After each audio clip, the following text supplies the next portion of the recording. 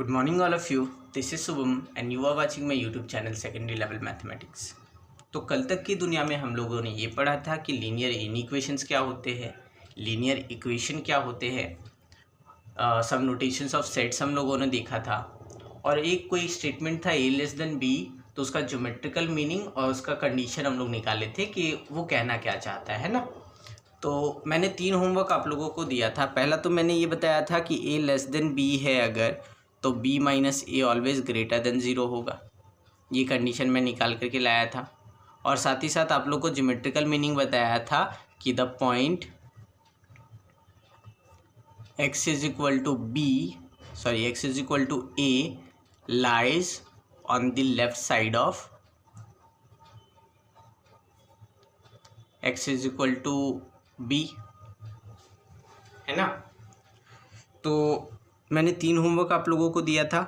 पहला था a greater then b होगा तो क्या मीनिंग होगा, ज्योमेट्रिकल मीनिंग, और साथ ही साथ क्या कंडीशन निकल करके आएगा b माइनस ए के लिए। तीसरा मैंने होमवर्क आपको दिया था ये, जब a greater than is equal to b होगा तो क्या कंडीशन आएंगे और साथ ही साथ ज्योमेट्रिकल मीनिंग क्या होगा। चौथा मैंने आपको ये बोला था कि a less than is equal to b होगा तो क्या कंडीशन आएगा और क्या ज्योमेट्रिकल मीनिंग आएगा, है ना। तो a लेस देन b का हम लोग किए हुए हैं, तो a less than is equal to b का हम लोग कर लेते सिंपली। तो अगर a लेस देन b था तो b minus A greater than 0 आ रहा था, है ना। तो जब a less than is equal to b होगा तो b minus A greater than is equal to 0 होगा। आप लोग चाहो तो सॉल्व कर सकते हो, नहीं तो फिर जनरली आप लोग सोचो अगर a b से छोटा है, पहले ये कंडीशन देख लेते हैं। अगर a b से छोटा है तो क्या हो सकता है, या तो अगर a b से छोटा है तो b माइनस ए क्या होगा, ग्रेटर देन 0। ये कंडीशन हम लोग निकाल चुके हैं। और साथ ही साथ जब a is equal to b होगा तो उस जगह पे क्या होगा, b माइनस ए 0, तो यहाँ पे इज इक्वल टू 0 का भी कंडीशन साथ ही साथ आ जाएगा। तो हम लोग क्या बोल रहे हैं कि जब a less than is equal to b होगा तो b माइनस ए क्या होगा, greater than is equal to 0, ठीक है। और एक कंडीशन हम लोग यहाँ से ये देख सकते हैं, इसमें आते पहले, अगर a लेस देन b था तो हमारा b माइनस ए क्या आ रहा था, ग्रेटर देन 0। सिमिलरली जब a ग्रेटर देन b, ये तो क्या है, उसका उल्टा पार्ट है, तो जब उल्टा पार्ट है तो इसमें हम लोग क्या बोल सकते हैं, b माइनस ए क्या होगा, शुड बी लेस देन 0। और सिमिलरली यहाँ पे भी हम लोग बोल सकते हैं कि b minus A should be less than is equal to 0। ये तो हो गया कंडीशन निकालना कि क्या कंडीशन हम लोग को अराइज हो सकता है b माइनस ए पे, ठीक है। और सिंपली अगर ऐसे देखना चाहते हैं रियल नंबर लाइन में तो ऐसे देख लेते हैं, ये x बार और कोई पॉइंट a कोई पॉइंट b। अभी हमको नहीं पता कौन सा पॉइंट a है कौन सा पॉइंट b है, हम इस कंडीशन के थ्रू देखेंगे कि a पॉइंट क्या है और b पॉइंट क्या है। बोला क्या a ग्रेटर देन b है, इसका मतलब क्या है, a बड़ा होगा वैल्यू और b छोटा होगा। तो जब ऐसा है तो ऑब्वियस सा बात है कि अगर b a से छोटा है, अगर b a से छोटा है तो a माइनस b, बड़ा वैल्यू को जब हम छोटा वैल्यू से माइनस करेंगे तो ऑलवेज क्या होगा, जो भी वैल्यू आएगा वो ग्रेटर देन 0 होगा, है ना। जो भी वैल्यू होगा वो ग्रेटर देन 0 होगा। और इसको अगर अगर हम लोग माइनस से मल्टीप्लाई करेंगे बोथ साइड्स तो क्या आएगा वैल्यू, b माइनस ए, और माइनस से मल्टीप्लाई कर रहे हैं तो इनइक्वालिटी चेंज होगा, तो ये क्या बन जाएगा, less than 0। 0 into anything is equal to 0। तो हम लोग को क्या मिला, b minus A less than 0 आ गया। उसी तरीके से इसमें भी हम लोग बोल सकते हैं कि b minus A less than is equal to 0 होगा। सिंपल सा केस है, जब a is equal to b हम लोग ले लेंगे तो b is equal to A हो गया, यहाँ पे क्या होगा, ये कंडीशन 0 आ जाएगा, तो इसलिए a इज इक्वल टू 0 का भी कंडीशन हम लोग इसमें साथ ही साथ ऐड कर दिए, ठीक है। बात समझ में आ रही है, क्या क्या कंडीशन मैंने बोला, जब a लेस देन b होगा तो b minus A greater than 0 होगा, जब a less than is equal to b होगा तो b minus A greater than is equal to 0 होगा, जब a ग्रेटर देन b होगा तो b minus A less than 0 होगा, and a greater than is equal to b होगा तो b minus A less than is equal to 0 होगा, ठीक है। अब आता है ज्योमेट्रिकल मीनिंग। तो इसका ज्योमेट्रिकल मीनिंग हम लोग क्या पढ़े थे, the point x is equal to a lies on the left side of x is equal to b, है ना। हम लोग यही देख रहे थे कि x is equal to a जो है वो x is equal to b के लेफ्ट साइड में आएगा जब a लेस देन b है, पिछले वीडियो के थ्रू। अब यहाँ पे साथ ही साथ ये बोल रहा है कि a is equal to B condition भी अराइज कर रहा है। इसका मतलब क्या है कि लेफ्ट साइड ऑफ v तो आएगा ही आएगा। बढ़िया समझ लेते हैं इसमें। ये है x, ये है x बार, ये है a, ये है b। क्योंकि b बड़ा है, कंडीशन क्या था, a less than is equal to b। इसके बारे में बात कर रहे हैं हम लोग। तो जब a less than is equal to b होगा तो इसका मतलब क्या है कि a ये यहाँ पे भी हो सकता है, a is equal to B का कंडीशन भी आएगा, तो ये यहाँ पे भी हो सकता है, या तो फिर a इस साइड में कहीं पे भी हो सकता है ना। तो इससे हम लोग क्या बोल सकते हैं कि जब a less than is equal to B होगा तो पॉइंट a जो है या तो b पे होगा, या तो b पे लाई करेगा, या तो फिर on the left side of b पे लाई करेगा। तो हम लोग क्या लिख सकते हैं इसका geometrical interpretation, the point x is equal to a will lie on b, on x is equal to b, or will be on the left side of x is equal to b। ठीक है। अब आते हैं a greater then b के लिए geometrical meaning क्या होगा। तो इस कंडीशन में अगर हम लोग देखें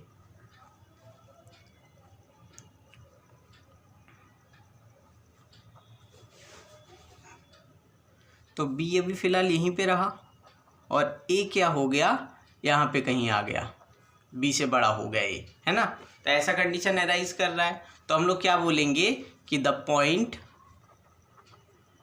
x is equal to a will lie on the right side of the point x is equal to b। ठीक है।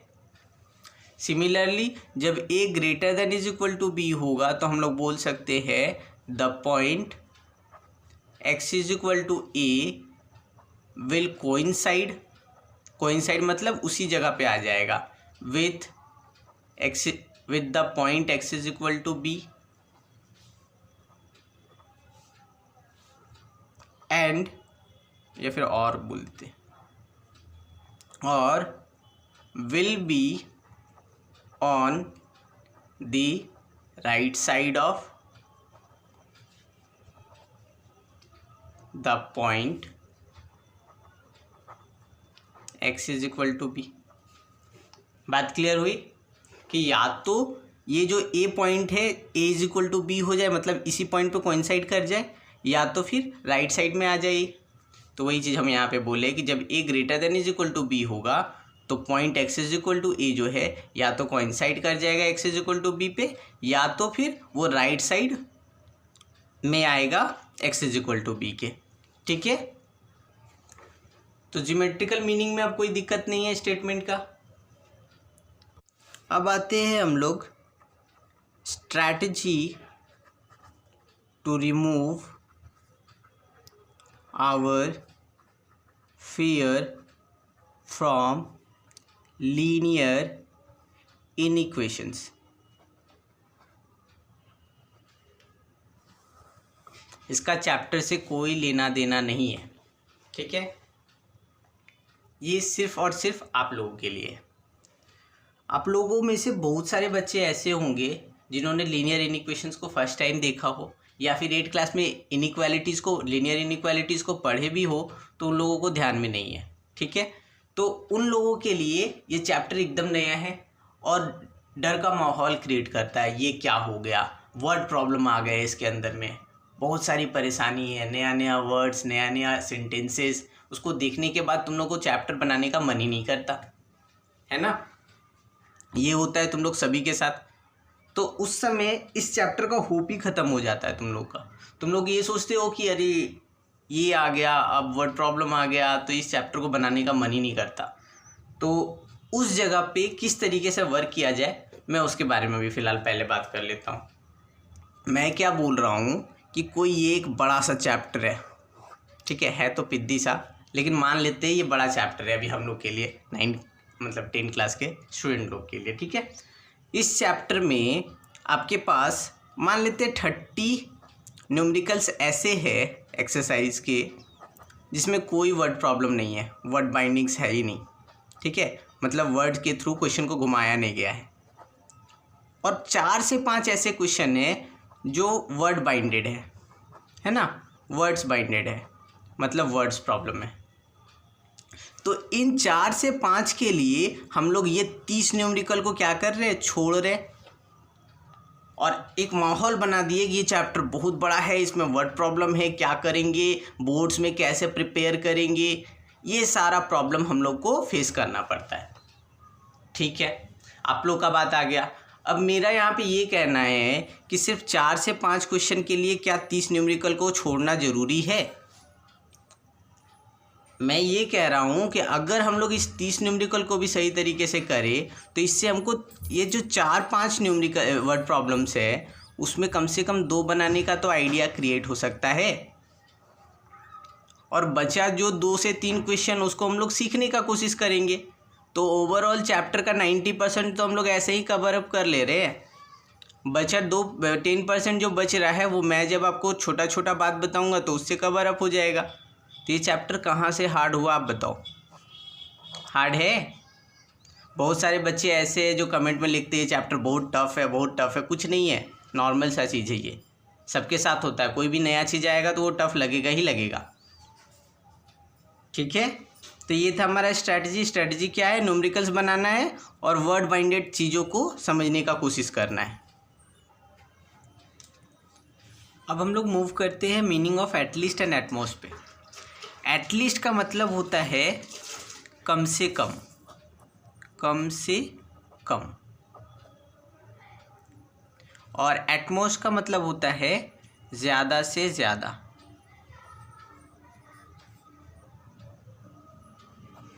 मतलब अभी नहीं समझ में आ रहा होगा। जैसे मान लेते हैं मैं एक इनइक्वेशन लेता हूँ x is greater than is equal to 2 और एक इनइक्वेशन लेता हूँ x is less than is equal to 2। ठीक है, तो इसमें x का वैल्यूज़ क्या क्या हो सकता है? 2 होगा, greater than is equal to 2 है, इसका मतलब 2 तो एग्जिस्ट करेगा। उसके बाद उससे बड़ा वैल्यू 3 हो सकता है, 4 हो सकता है, 5 हो सकता है, 6 हो सकता है, अप टू सो ऑन, जहाँ तक हम लोग जानते हैं। Similarly x is less than is equal to 2 में क्या होगा? 2 होगा, 1 होगा, 0 होगा, -1 होगा, -2 होगा, and up to so on, जहाँ तक हम लोग जानते हैं। ठीक है, तो इसमें हम लोग देखते हैं कि जब x का वैल्यू यहाँ पे जो है 2 से बड़ा है ना, लेकिन इसमें सबसे छोटा वैल्यू क्या है? 2 है ना, मतलब सबसे कम से कम वैल्यू इसमें क्या है? 2 है, बोल सकते हैं। तो ये एटलीस्ट की तरह एक्ट किया। ठीक है, मतलब क्या, x is greater than is equal to 2 बोल रहा है, इसका मतलब क्या है कि it is saying that x is at least 2। ठीक है, x इज एटलीस्ट 2। यहाँ तक क्लियर हो गया? उसी तरीके से अगर हम लोग इसमें आए x is less than is equal to 2 में, तो क्या हो रहा है? बहुत सारे वैल्यूज़ आ रहे हैं और बढ़ते बढ़ते बढ़ते बढ़ते बढ़ते बढ़ते सबसे ज़्यादा जो वैल्यू है, सबसे बड़ा जो वैल्यू है वो क्या है? हमारा 2 है। सबसे बड़ा वैल्यू क्या है? हमारा 2 है। तो ज़्यादा से ज़्यादा इस x के इस कंडीशन के थ्रू ज़्यादा से ज़्यादा x का वैल्यू क्या हो सकता है? 2 हो सकता है। 2 से ज़्यादा तो हो नहीं सकता। यहाँ पे ये कंडीशन के थ्रू हम लोग क्या बोल सकते हैं? यहाँ पे एटमोस्ट वर्ड यूज़ किया जा सकता। ठीक है, मतलब क्या कि in this case we can say x is at most 2 and in this case we can say x is at least 2। Clear हुआ? ये अगर मीनिंग बढ़िया तरीके से समझ में आ रहा है किसी को, तो न्यूमेरिकल बनाने में 10% का फियर हम लोग ऐसे ही ख़त्म कर लिए। तो एटलीस्ट और एटमोस्ट में अब तो किसी को कोई दिक्कत नहीं होना चाहिए। अगर दिक्कत हो रही है तो फिर से एक बार वीडियो को देखो, और नहीं तो जब मैं न्यूमेरिकल कराऊंगा उस समय आप लोग समझना तो और अच्छे से समझ में आएगा। ठीक है, अब मैं जो टर्म में आता हूँ, जो इम्पॉर्टेंट टॉपिक है जो मुझे समझाना था यहाँ पे, वो है difference between an equation and an inequality. या फिर इन इक्वेशन हम लोग ले लेते हैं, इन इक्वेशन, कि कोई इक्वेशन और कोई इन इक्वेशन में क्या क्या डिफरेंसेस हो सकते हैं। तो हम बेसिक इंपॉर्टेंट डिफरेंस हम सिर्फ बता देते हैं इसमें, ठीक है। तो सबसे जो इम्पॉर्टेंट चीज़ यहाँ पे हम लोग देख रहे हैं, क्योंकि जब भी कोई हम लोग इक्वेशन रहता था, जैसे मान लेते हैं x+2 = 4 है, तो इसमें x का कितना वैल्यू आ सकता है, x = 2, मतलब सिर्फ और सिर्फ एक ही वैल्यू एग्जिस्ट करेगा, है ना। लेकिन जब भी हम लोग इन इक्वेशन में आ रहे हैं, लीनियर में हम बात कर रहे हैं, सिर्फ और सिर्फ लीनियर इक्वेशन और लीनियर इन इक्वेशन में बात कर रहे हैं, ठीक है। तो जैसे ही हम लोग लीनियर इन इक्वेशन में आ रहे हैं, इसमें क्या होता है, x+2 > 2 का मतलब <4 का मतलब क्या हो जाता है कि x is always <2। That means x का वैल्यू क्या हो सकता है, 1 हो सकता है, 0 हो सकता है, -1 हो सकता है, -2 हो सकता है, अप टू सो ऑन, मतलब बहुत सारे वैल्यूज़ हो सकते हैं। तो जब लीनियर इक्वेशन के बारे में हम लोग बात कर रहे हैं तो सिर्फ और सिर्फ एक वैल्यू एग्जिस्ट करता है, लेकिन जैसे ही इन इक्वेशन में हम लोग आ जाते हैं तो बहुत सारे वैल्यूज़ एग्जिस्ट करते हैं। बात समझ में आई। तो हमारी आज की दुनिया में हम इतनी ही चीज़ों को समझते हैं और कल से हम लोग इस चैप्टर के न्यूमेरिकल्स पे वर्क करेंगे। तो अगर आप लोगों के पास टाइम है तो आप लोग जाओ, बुक को खोलो, बुक में जितने भी इनसाइड टेक्स्ट है, मतलब क्या चैप्टर का रिव्यू, उसको बढ़िया से एक बार देख लो, देखो कि मैंने कुछ छोड़ा तो नहीं है। अगर कुछ छोड़ा है तो उसे भी आज समझ जाओ। वो ये आपके लिए, आपके बेटरमेंट के लिए, बोर्ड आपका है, करना आपको है, एग्ज़ाम आपके लिए है। तो जितना अच्छे तरीके से आप पढ़ाई करोगे उतने अच्छे मार्क्स आपको मिलने वाले हैं। और मार्क्स से तो रिलेटेड नहीं मैं बोलना चाहता हूँ, आप उतने अच्छे अच्छे कंसेप्ट समझने वाले हो और उसको समझाने वाले हो लोगों को, ठीक है। और अगर मेरी वीडियोस आप लोगों को पसंद आ रही हो, आप लोगों को अच्छी लग रही हो, तो प्लीज़ वीडियोस को शेयर कीजिएगा, अपने दोस्तों तक पहुंचाइएगा